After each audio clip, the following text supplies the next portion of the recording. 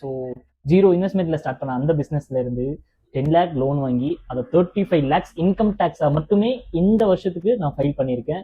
With ப்ரூஃபோட நான் உங்களுக்கு show பண்றேன். ஸோ அதை பத்தி நம்ம நாளைக்கு பார்க்கலாம். That is my life story part 10ல வரும். ஸோ இன்னும் நிறையா வீடியோஸ் இருக்கு. பட் ஆனால் என்னோட லைஃப் ஸ்டோரி இன்னும் கொஞ்சம் ஷார்ட்டாக சொல்றேன். ஏன்னா கிட்டத்தட்ட வந்துட்டோம். இதுக்கப்புறம் நான் கடந்து வந்த எல்லா பாதையும் டக்குன்னு தான் நடந்துச்சு. ஏன்னா இந்த விஷயம்லாம் நான் ஏன் ரொம்ப ஸ்லோவாக சொன்னேன் அப்படின்னா, அந்த விஷயம்லாம் எனக்கு புரிஞ்சுக்க ரொம்ப லேட் ஆச்சு. ரொம்ப ஸ்லோவாக தான் சில விஷயங்கள்லாம் புரிஞ்சிச்சு. பட் ஆனால் ஒன்ஸ் அதோட விஷயம் எப்படி நடக்குது அதெல்லாம் புரிஞ்சிருச்சுன்னு வச்சுக்கோங்களேன், உங்களுக்கே லைஃப் ரொம்ப ஈஸியாக மாறிடும். நிறைய கஷ்டம் வரதான் செய்யும்.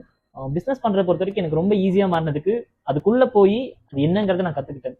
ஸோ 0 நாலேஜில் 0 இன்வெஸ்ட்மெண்ட்ல இருந்து நிறைய விஷயம் கற்றுக்கிட்டு இப்போ ஒரே வருஷத்துல என்னோட ஷாப்பை வச்சு 35 lakhs டர்ன் ஓவராக காமிச்சிருக்கேன். பட் ஆனால் அதில் டர்ன் ஓவர் தானே தவிர இன்கம் அவ்வளோன்னு இல்லை. ஸோ நான் திருப்பி ப்ராடக்ட்ஸ் வாங்கியிருக்கேன், திருப்பியும் இஎம்ஐ கட்டியிருக்கேன், லோன் ப்ராசஸ் பண்ணியிருக்கேன்.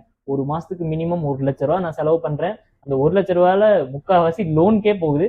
பட் ஆனால் இட்ஸ் ஓகே தான் தெரியுமா. ஸ்டார்டிங்ல 0 இன்வெஸ்ட்மெண்ட்ல இருக்கும்போது பேக் எண்ட்ல எந்த ஃபண்டும் இல்லாமல் நான் நிறைய விஷயங்கள் பண்ணேன்.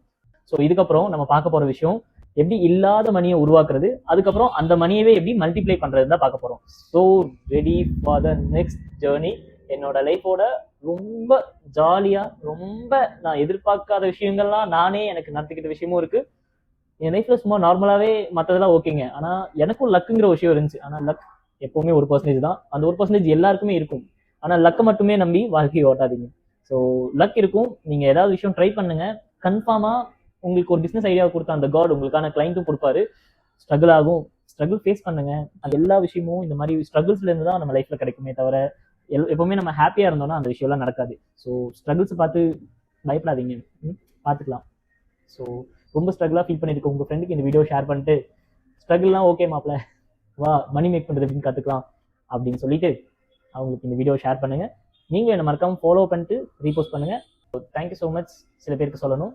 ஸோ என் வீடியோ பார்க்காமையும் எனக்காக சில பேர் லைக் பண்ணுறீங்க.